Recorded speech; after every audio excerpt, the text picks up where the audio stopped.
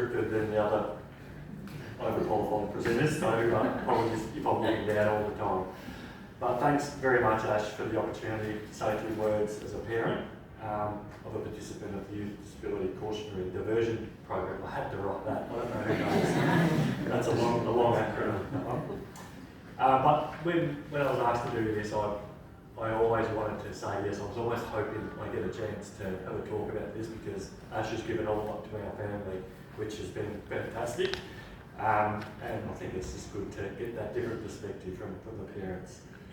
But probably what drew us into this in particular, other than the obvious referral, because Jack had found himself already, crossing paths with FitPol, who have been actually fantastic with his abilities or disabilities, is the word disability in this particular program. It stood out. It's something I think that we needed because he doesn't fit the normal for typical methods to get the message through, I guess it's fair to say.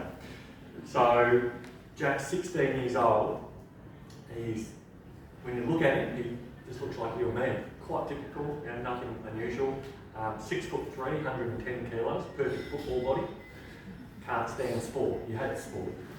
So he finds his time doing other things. His interests are in, World War II antiques and the most odd topics you could ever think of as he brings them up as he's grown up through his life.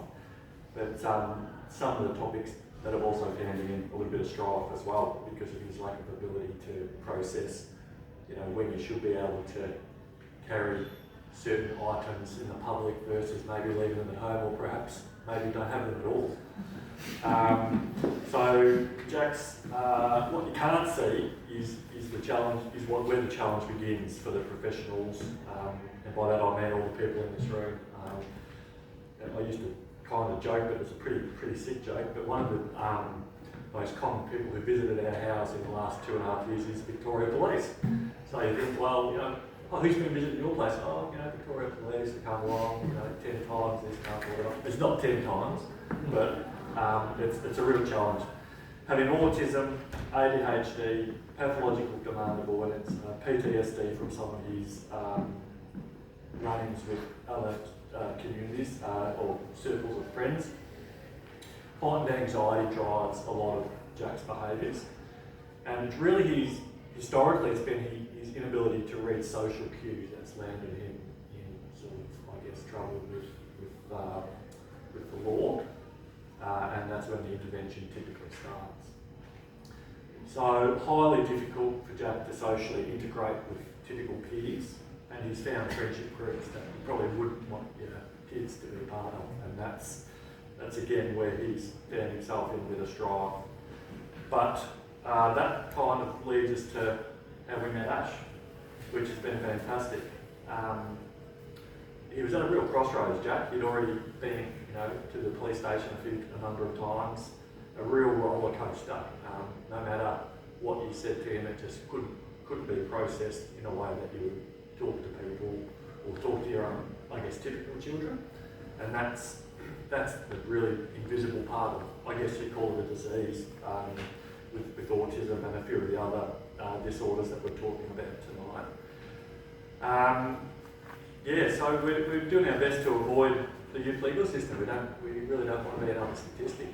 My wife and I, we're certainly working really hard, but you don't have all the tools that we need. So are able sort of came to our rescue through a police referral. Actually, it was really good. We're really grateful for that to have happened, and to be the first in the group from, I think it was March this year. And probably one of the biggest things that stood out is Jack took to Ash like he doesn't normally take to people. We've had dozens of support workers, and he's probably got 3 that he can be really close to.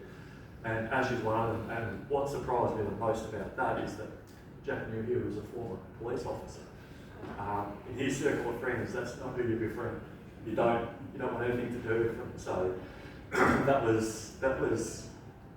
it was really a testament to who Ash is, I think, and how he relates to people as well. So that was good. So trust is huge for a neurodivergent youth. So So using Ash's resources, we tapped into his other networks that have assisted Jack when he's found himself in trouble. And that's when we met Mel Cox, a lawyer who you wish you'd never met, but we were so glad we met her. It's one of those ironic things in life, really.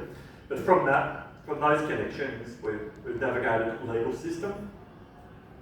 Jack's grounded now. He's come around 360, I reckon 37 times, not 10. A hell of a lot more. He's a volunteer at the CFA, so he's become a volunteer firefighter, and he absolutely loves it. He's never studied in his life, and he's finished all his modules online, which is just insane. So through those connections, we found some light, which is really good.